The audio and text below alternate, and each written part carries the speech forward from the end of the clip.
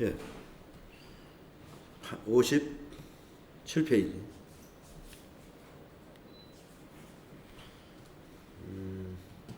자본 관련 개념 과목은 우리 FAT 1급 교재에서 정리한 거하고 똑같습니다. 예, 똑같은데 우리 FAT 1급에서는 자본 관련 거래 문제가 출제 빈도가 그렇게 많지 않다는 건데 TAT 2급은 좀 많습니다. 그래서 좀 자본 관련 거래에 대해서 더 확실하게 우리가 알고 갈 거고요.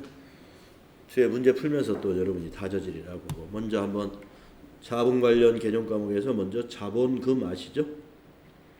자본금은 여러분 잘 알다시피 법정 자본금으로서 주당 액면 금액으로 계산한다는 거, 주당 액면 금액에다가 발행 주식수를 곱하면 됩니다. 그러면 그 회사에 자본금이 나오죠.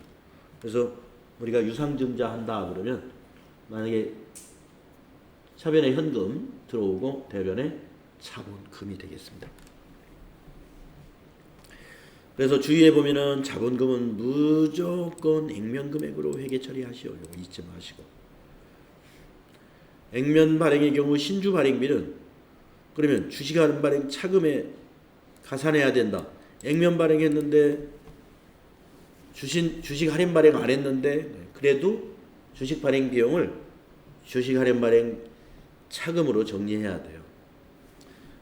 여러분 주식 할인 발행 차금은 자본 조정으로 분류된다는 것도 알고 있죠?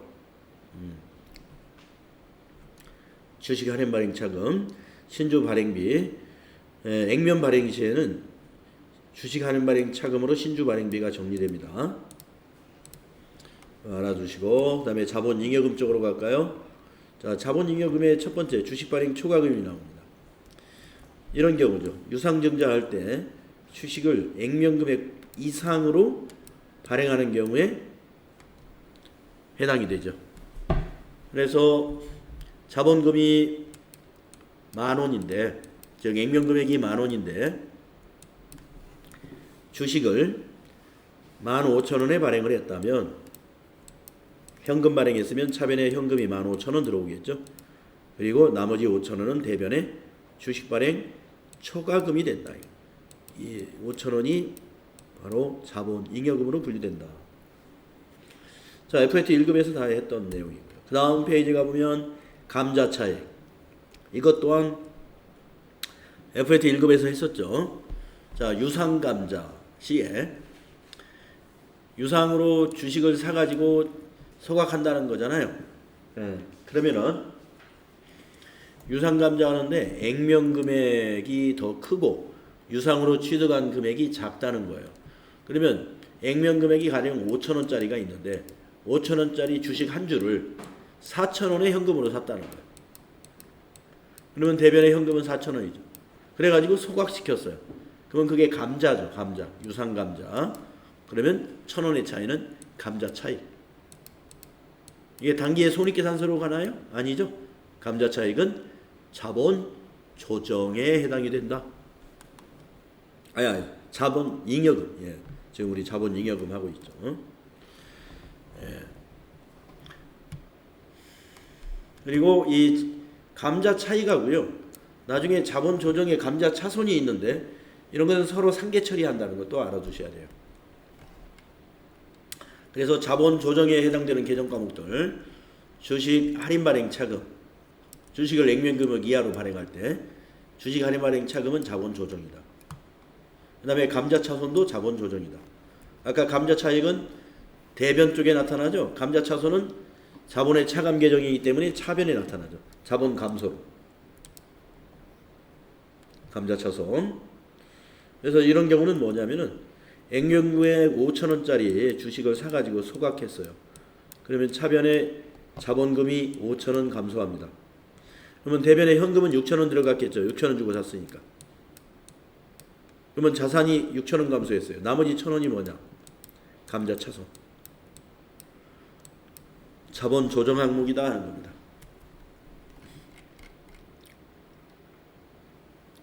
그 다음 기타 포괄손익 누계액이라는 거에 대해서는 우리 FAT 1급에서는 주로 매도가능증권 평가 손익만 나왔는데 TAT 2급은 좀 폭넓게 나올 겁니다.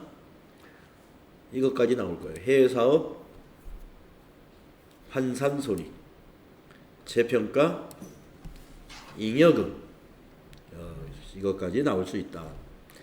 그래서 해외사업 환산손익은 해외 지점이나 해외 사업소에 또는 해외 소재하고 있는 종속기업의 자산이나 부채를 외화로 환산했을 때 발생하는 환산손익을 말합니다.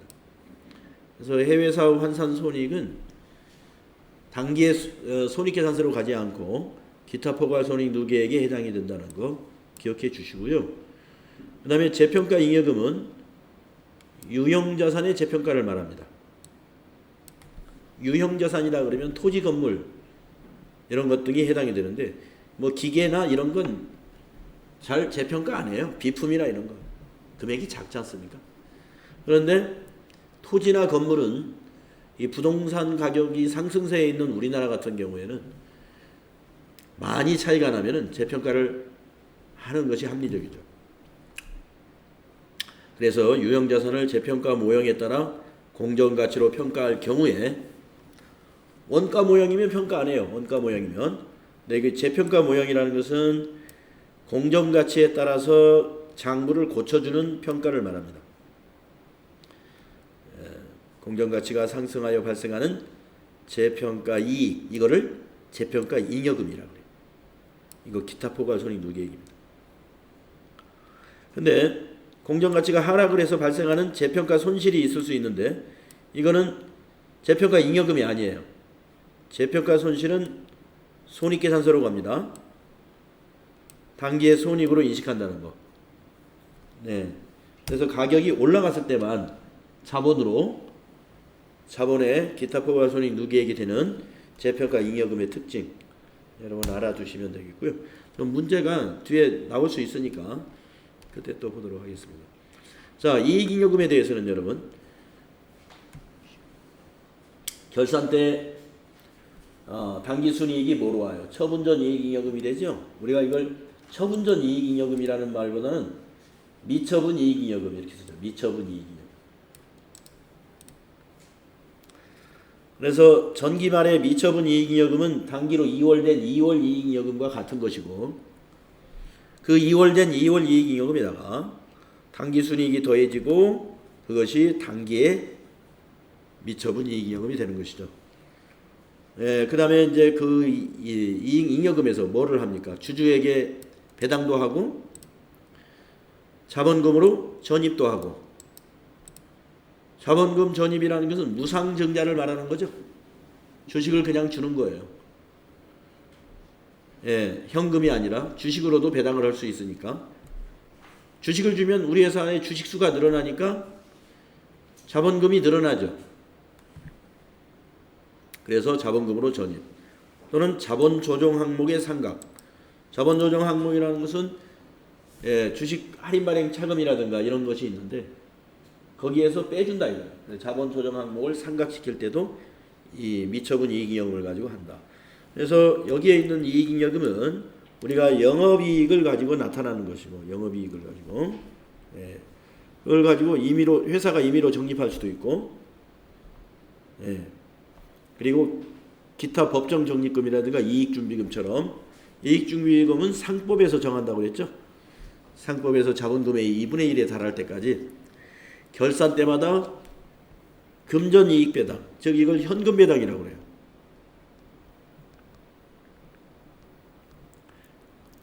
현금 배당액의 10분의 1 이상씩을 적립을 해둬야 됩니다. 이익준비금으로. 그래서 이것도 좀 기억을 해주세요. 자, 그 다음에 배당. 자, 배당이란 무엇인가? 이익을 주주들에게 보상 차원에서 지급하는 것이 배당입니다. 그래서 배당의 종류에는 현금으로 보상해주는 현금 배당과 주식으로 배당해주는 현물 배당이 있습니다. 현물 배당을 주식 배당이라고도 해요. 그러면 현금 배당 시의 회계 처리는 어떻게 하고 주식 배당 시의 회계 처리는 어떻게 하는가? 아유, 여기 없네요. 말로만 설명이 되어 있는데 현금 배당 한번 여기 읽어보겠습니다. 현금 배당은 배당 기준일, 배당 기준일은 회계년도 말이래요. 12월 31일을 기준으로 현금으로 배당하는 것이다. 그렇다고 해서 12월 31일 날 기준으로 현금 배당이 결정되는 것이지, 기준으로 이제 지급을 하는 거지 12월 31일 날 지급하진 않아요.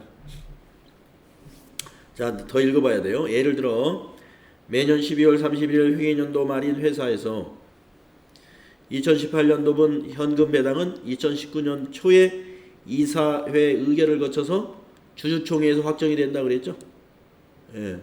그러니까 2018년도에 이익이 난 거, 회계년도 말에 거기에 따른 현금 배당은 언제 해요? 그 다음에 2019년도 초 이사회의와 주주총회를 하거든요. 2월달, 3월 초에. 아유, 죄송합니다. 그때 확정이 된다 이거. 이와 같이 2018년도 말 후에 배당을 선언한 경우 2018년도 말에는 어떠한 의무도 존재하지 않으므로 2018년도 말에 부채로 인식하지 않는다. 그러니까 현금 배당할 때 이 결산 때는 회계 처리하는 게 없어요. 그러면 언제 회계 처리하느냐? 주주총회 끝나고 회계 처리. 그러므로 2018년도 재무상태표상에는 배당액 차감 전 이익 잉여금이 표시된다. 그러니까 이익 잉여금에 배당금이 빠져있지 않다는 얘기입니다. 대신 2019년도 이익 잉여금에서 차감을 하게 된다. 왜? 2019년도에 지급을 하니까. 한편 매년 말 배당하는 것 이외에 중간 배당이라고 하여 기중에 배당을 할 수도 있다. 중간에 배당하면 중간 배당금. 네, 그냥 기말에 배당할 때는 그냥 배당금. 이렇게 합니다. 자, 그러면 현금 배당에 대한 분계를 한번 사례를 들어봐야 되겠어요. 현금 배당.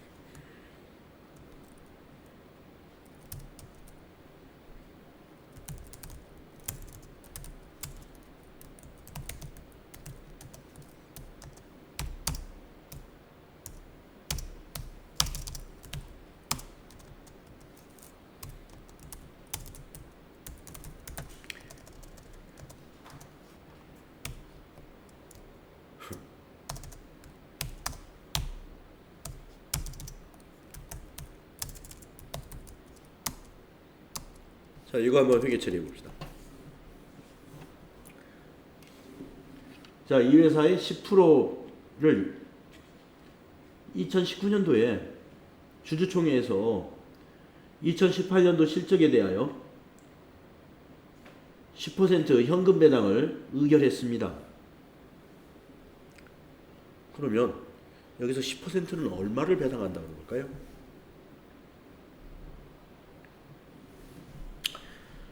10%는 배당금이 현금으로 얼마를 주주들에게 나눠주겠다는 걸까요?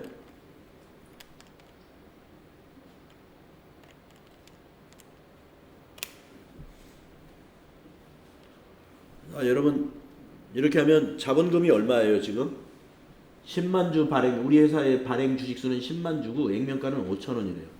그럼 우리 회사의 자본금 얼마예요? 5억 원이죠? 응? 자본금이 5억 원이잖아요.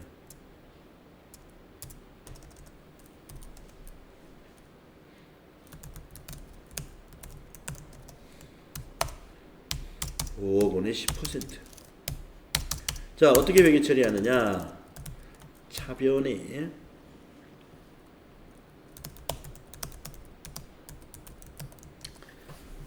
자, 날짜가 벌써 언제예요? 2019년 2월 29일은 미처분 이익여금이 아니라 전기 것이 단기로 와서, 여러분 전기분 재무상태표 입력할 때 전기분 재무상태표에 있는 미처분 이익여금을 뭘로 바꿔서 입력합니까?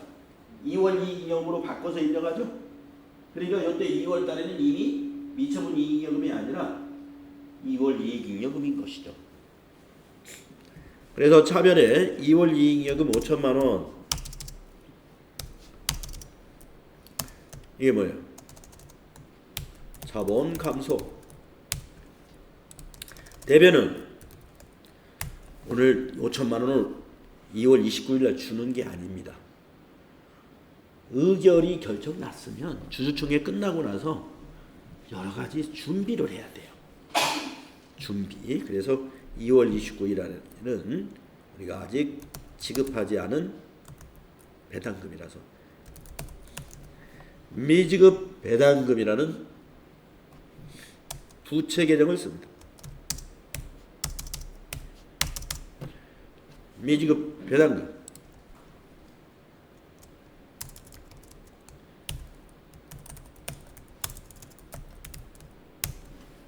주주총회 의결이 되면은 5천만 원을 나눠줘야 돼요. 이제 5천만 원을 매수로 나눠서 10만 주로 나눠가지고 한 주당 얼마씩 가지고 있는 이렇게 주식 수대로 지급을 해야 됩니다. 자, 요거 잘 알아두십시오. 주주총회에서 현금 배당을 결정하는 날 이렇게 회계 처리합니다. 그 다음에 이제 이날은 이렇게 되는데,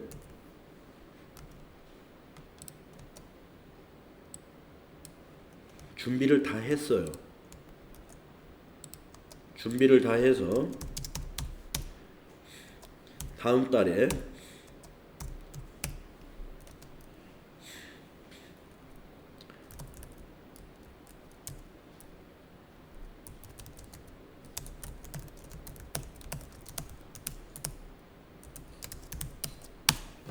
주주에게 현금 배당을 실시했답니다.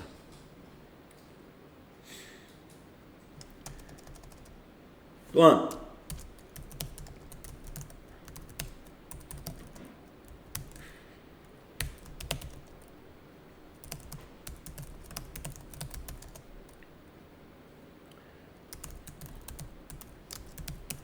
우리가 현금 배당하면 어떻게 해야 돼요? 현금 배당의 10% 이상씩을 상법에서 이익 준비금으로 적립해야 된다라는 강제 규정이 있다 그랬죠. 그러니까 현금 배당할 때는 이익 준비금도 같이 설정을 해줘야 돼요. 자, 두 가지를 나누어서 한번 해볼게요. 먼저 현금 배당한 거. 차변에 미지급 배당금 5천만 원 이제 주주들 계좌로 다 입금시켜줬어요.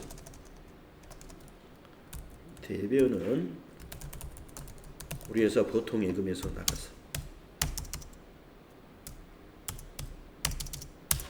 미지급 배당금, 부채 감소, 보통 예금, 이때 실제로 자산이 감소됩니다.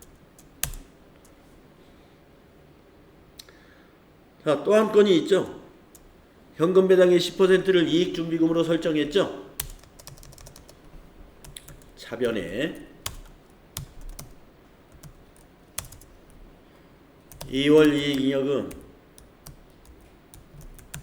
이거 가지고 설정하는 거예요. 여기서 또 빼가지고 얼마? 5천만 원에 10% 500.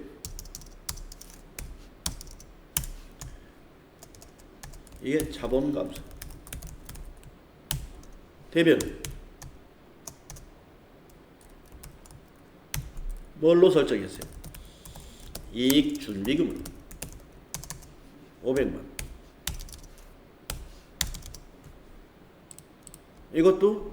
이거는 자본 증가. 이런 자본 거래의 회계 처리는 이런 식으로.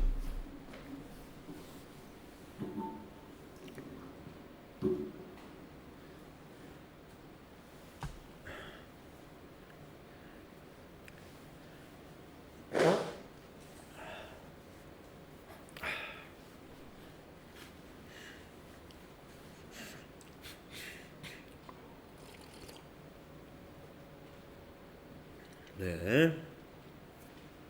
자, 여러분, 현금 배당할 때의 회계 처리, 요거 우리 교재에 지금 빠져 있어요. 요거 좀 알아둬야 됩니다.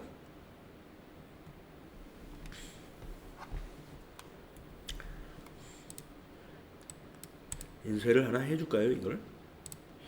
인쇄를 하면은 이게 한 장이 잘 나올까?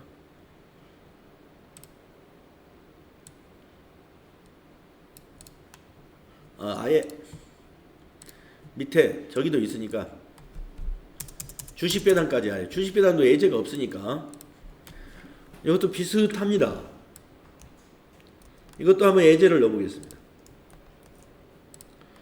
자, 여기까지는 이제 현금 배당에 대한 회계 처리.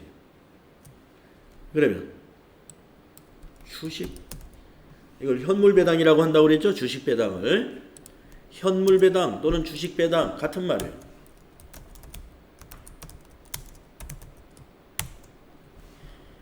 한번 내용을 먼저 읽어보고 회계 처리 한번 사례를 들어보겠습니다.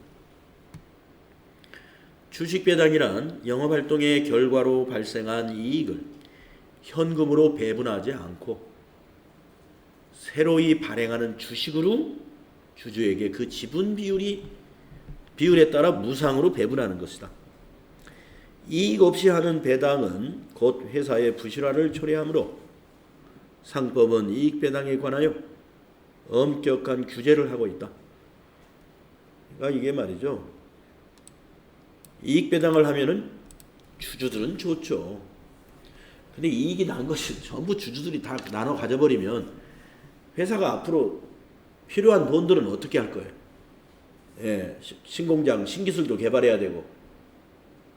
그래서 주식이든 뭐 현금 배당이든.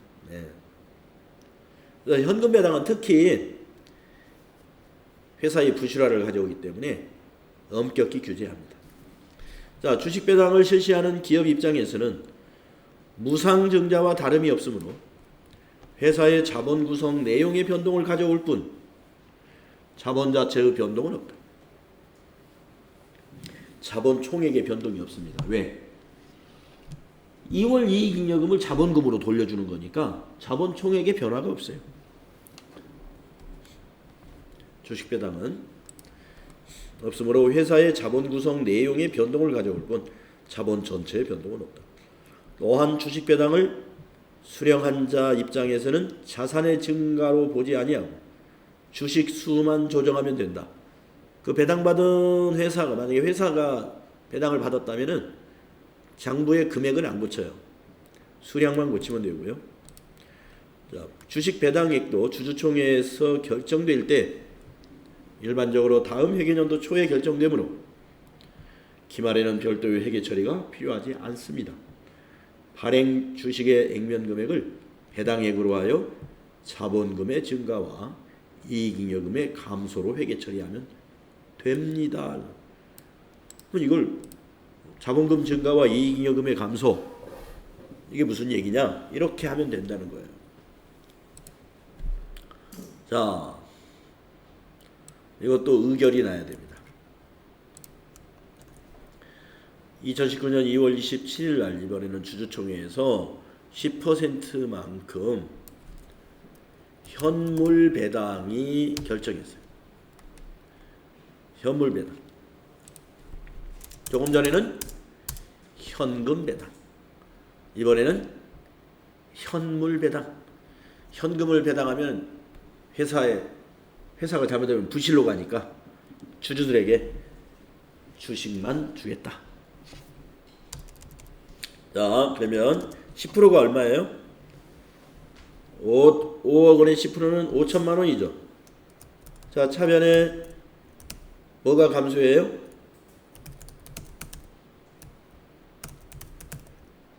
이월 이익 잉여금으로 배당하는 거예요. 얼마? 똑같이 5천만 원.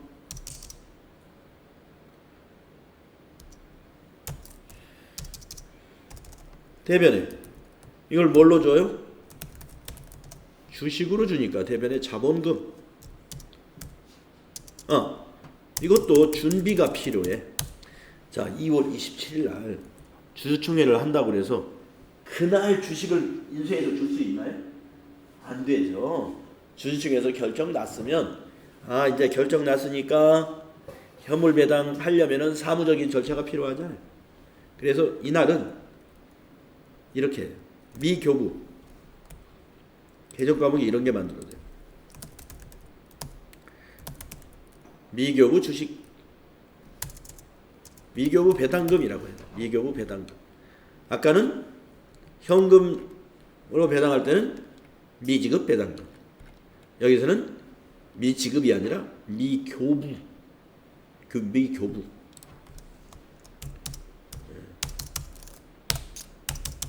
이렇게 회계 처리합니다. 자, 그랬다가 이제 한 달이 지났어요. 준비를 한 달 정도 했어요. 한 달 정도. 그래가지고 3월 25일 날 주주에게 현물 배당을 실시했습니다. 현물 배당은 이익 준비금 필요 없어요. 자, 그러면 차변에 뭐가 되냐? 미교부 배당금 부채 감소. 대변에는 뭐가 되냐? 이때 자본금이 되는 거예요. 자본금 5천만 원. 따라서 주식 배당을 하게 되면은 결국에 미교부 배당금은 여기서 발생했다가 이날 한 달 있다가 없어지니까 제로가 되는 것이고, 남는 것은 2월 이익잉여금 자본의 감소와 자본금 자본의 증가만 남게 된다. 두 개가 다 자본이기 때문에 자본 총액에 영향이 없다. 뭐가? 주식 배당. 그런 얘기예요. 아까 나온 설명 얘기. 그래서 이러한 회계 처리가 우리 TAT 2급에서는 시험으로 출제될 수 있다는 것입니다. 자, 이거를요, 여러분들 따라서 저기 하기가 힘들었을 테니까 인쇄를 하나 해줄게.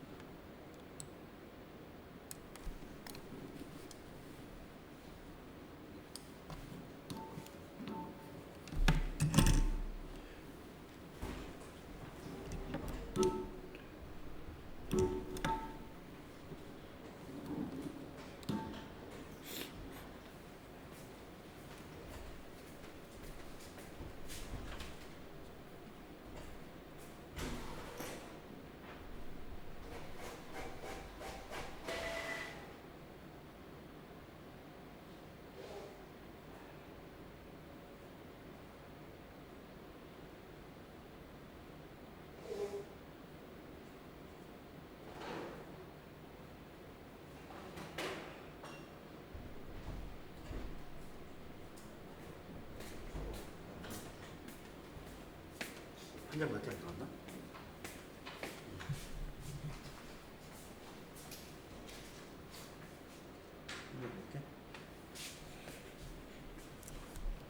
이제 더 해야지.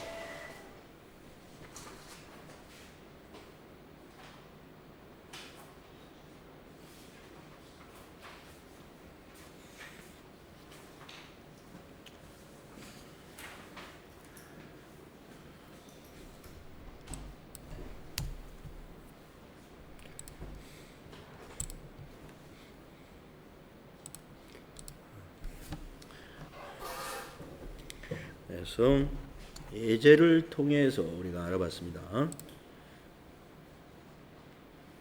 자, 다음은 수익과 비용. 이제 재무상태표 다 끝났어요. 수익과 비용은 추가적인 게 뭐가 있는지 한번 보도록 하겠습니다. 자, 수익의 정의. 뭐 수익이 뭐다는 건 여러분 읽을 필요 없을 것 같아요. FAT 읽고 공부한 사람들은 수익의 측정 원칙. 한번 측정 원칙 한번 읽어보고 갈까요? 수익은 재화의 판매, 용역의 제공에 대하여 받은 대가의 공정가치로 측정한다. 네. 공정가치 시가로 측정하는 게 원칙입니다. 그리고 매출 내누리하고 환입 매출 할인은 수익에서 빼죠. 영업수익에서. 네, 그 얘기고. 그 다음에 판매 대가가 장기간에 걸쳐 유입되는 경우. 판매 대가가 장기간이라는 건 뭐예요? 장기 할부 판매 같은 거죠. 자, 내용을 보면은 판매 대가가 재화의 판매나 용역의 제공 이후 장기간에 걸쳐, 즉 1년 이상 걸쳐서 유입되는 경우 그 공정가치가 미래에 받을 금액의 합계액보다 작을 수가 있다. 이때 공정가치는 명목 금액을 할인율로 할인하여 현재 가치로 측정하며 공정가치와 명목 금액과의 차액은 현금 회수 기간에 걸쳐 이자 수익으로 인식하게 된다. 여러분, 장기 할부 판매를 할 때는요, 우리가 공정가치를 가지고 팔질 않죠. 그렇죠? 공정가치라는 건 현재 가치인데, 현재 가치로 판다는 것은 우리가 이제 현금으로 팔 때 현재 가치로 파는 거고, 장기간에 걸쳐서 유입이 되는 경우는 미래에 받을 금액의 합계, 이거 이제 이자 포함한 금액을 말하는 거예요. 그것을 우리가 수익으로 측정을 해야 된다. 그런데 공정가치, 이때 이 공정가치 시가가 명목 금액을 할인율로 할인하여 현재 가치로 측정을 하는데, 공정가치하고 명목 금액과의 차액은 현금 회수 기간에 걸쳐서 이자 수익으로 인식을 한다. 네, 이자만큼의 차이가 발생한다, 이런 얘기입니다. 자, 다음 페이지 보시면 유형별 수익 인식 기준. 네, 재화의 판매의 경우에 수익 인식 기준 5가지 한번 읽어보겠습니다. 재화의 소유를 다른 유의적인 유형과 보상이 구매자에게 이전되는 것. 그리고 우리가 재화의 판매라고 한다는 거죠. 이걸 그러니까 재화의 판매라는 건 한마디로 재화의 소유가 이전되는 거예요. 이전되는 거. 근데 좀 아주 전문적인 용어를 좀 썼습니다. 위험이나 보상이 이런 그 재화뿐만이 아니라 그 재화에 따른 위험이나 보상까지도 구매자에게 이전이 되는 거다, 이 말이에요. 두 번째, 판매자는 판매한 재화에 대하여 소유권이 있을 때 통상적으로 행사하는 정도의 관리나 효과적인 통제를 할 수 없게 된다. 당연하죠. 판매했으니까 판매자가 어떤 통제를 할 수 없어야 맞는 거죠. 세 번째, 수익 금액을 신뢰성 있게 측정할 수 있다. 판매의 수익 금액이라는 건 어떤 것이 신뢰성이 있는 거죠? 아까 앞에서 말했던 공정가치. 그 다음에 네 번째, 경제적 효익의 유입 가능성이 매우 높다. 경제적 효익의 유입 가능성이 매우 높은 것은 현금으로 판매하지 않더라도 외상 매출금이라든가 이런 것은 받을 확률이 매우 높은 거죠. 이것도 우리가 수익으로 인식한다, 이거죠. 거래와 관련하여 발생했거나 발생한 원가를 신뢰성 있게 측정할 수 있다. 그래서 모두 신뢰성 있게 측정할 수 있을 때 우리는 그것을 수익으로 인식한다는 얘기입니다. 자, 그 다음에 용역의 제공 한번 보겠습니다. 용역의 제공으로 인한 수익은 용역 제공 거래의 성과를 신뢰성 있게 추정할 수 있을 때 진행 기준에 따라 인식한다. 자, 용역이라는 것은 장기간에 걸쳐서 건설을 하는 경우에 진행률에 따라서 우리가 수익으로 인식하죠. 그 진행 기준이라고 하는 것이 바로 그겁니다. 토목공사 같은 경우 기성고에 따라서 수익으로 인식해 주는 거, 그걸 말하는 거예요. 다음 조건이 모두 충족하는 경우에는 용역 제공 거래의 성과를 신뢰성 있게 추정할 수 있다고 본다. 자, 첫째, 거래 전체의 수익 금액을 신뢰성 있게 측정할 수 있어야 되고, 경제적 효익의 유입 가능성이 높아야 되고, 진행률을 신뢰성 있게 측정할 수 있어야 되고, 이미 발생한 원가 및 거래의 완료를 위하여 투입하여야 할 원가를 신뢰성 있게 측정할 수 있어야 한다. 이것이 모두 충족을 해야 우리가 용역의 제공에 수익이 확정된다는 거.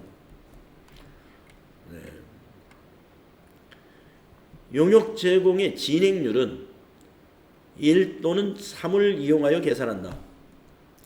진행률은 이렇게 계산하거나 이렇게 계산한다, 이런 얘기입니다. 자, 첫째, 총 예상 작업량 대비 실제 작업량으로 진행률을 계산하는 것이 하나 있고, 3번, 총 추정 원가 대비 현재까지 발생한 누적 원가 비율. 그래서 현재까지 발생한 누적 원가는 현재까지 수행한 용역에 대한 원가만을 포함하며 총 추정 원가는 현재까지 누적 원가와 향후 수행하여야 할 용역의 원가를 합계한 금액이다. 이런 두 가지, 원가 기준으로 하느냐 작업시간 기준으로 하느냐, 두 가지 방법이 있다는 거예요. 작업시간도 합리적일 수가 있고 투입된 원가를 가지고도 합리적일 수가 있죠. 그러나 고객으로부터 받은 중도금 또는 선수금에 기초하여 계산한 진행률은 작업 진행 정도를 반영하지 않을 수 있으므로 적절한 진행률로 보지 아니한다. 중도금 같은 경우는 진행이 때문에 받는 것도 있지만 그냥 미리 선수금 쪽으로 받는 것이 있기 때문에 중도금 같은 것은 적절한 진행률로 보지 않는다, 그런 얘기가 되겠습니다. 자, 수익인식 시점에 좀 어려운 설명이 있는데요. 시험의 막상에서는 이렇게 이 부분에 대해서 이론 문제에서 여러분이 고민에 그렇게 깊이 빠질 것은 별로 없을 것 같습니다. 이 정도 읽어두시고, 그 다음에 영업의 수익인 이자 수익, 로열티 수익, 배당금 수익, 이거 다 영업의 수익에 해당되는 것들이에요. 자산을 타인에게 빌려주고 발생하는 거죠. 이자는 우리 당좌 자산을 빌려주고 받는 거죠. 로열티는요, 우리 무형 자산을 빌려주고 받는 거죠. 로열티, 특허권이라든가 상표권이라든가 이런 게 로열티죠. 체인점 같은 것이 로열티를 내는 거잖아요. 그게 무형 자산을 사용한 대가죠. 그 다음에 배당금 수익.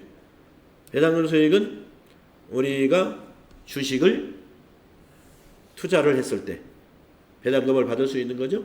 그럼 주식 투자라는 것은 현금이라는 당좌 자산을 가지고 사야 되죠. 그래서 이자 수익, 로열티 수익, 배당금 수익 전부 영업의 수익에 해당이 되는데, 다음의 조건을 모두 충족해야 된다 이거예요. 이런 것들은 비슷합니다. 한번 볼까요? 수익 금액을 신뢰성 있게 측정할 수 있어야 되고, 경제적 효익의 유입 가능성이 매우 높아야 되고, 상기 기본 조건을 충족한 이자 수익이나 배당금 수익이나 로열티 수익은 다음의 기준에 따라 인식한다. 이자 수익은 원칙적으로 유효 이자율을 적용하여 발생 기준에 따라 인식한다. 유효 이자율은 시장 이자율을 말해요. 배당금 수익은 배당금을 받을 권리와 금액이 확정되는 시점에 인식한다. 그러면 배당금을 받을 권리가 언제 발생합니까? 주주총회가 끝날 때 발생하죠. 그때 배당금 수익을 인식한다 이거예요. 그 다음에 로열티 수익은 관련된 계약의 경제적 실질을 반영하여 발생 기준에 따라 인식한다. 네, 제조업의 경우 이자 수익, 배당금 수익, 로열티 수익은 모두 영업의 수익에 해당되는 수익 개념 과목들이다. 예, 우리가 수익에 관해서 FAT 1급에 정리된 것 외에 우리가 추가로 좀 이론적인 것을 좀 살펴본 겁니다.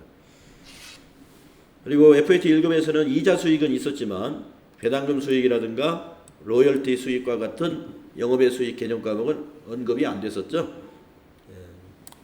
자, 우리 여기까지 하고 쉬었다가 또 비용을 알아보도록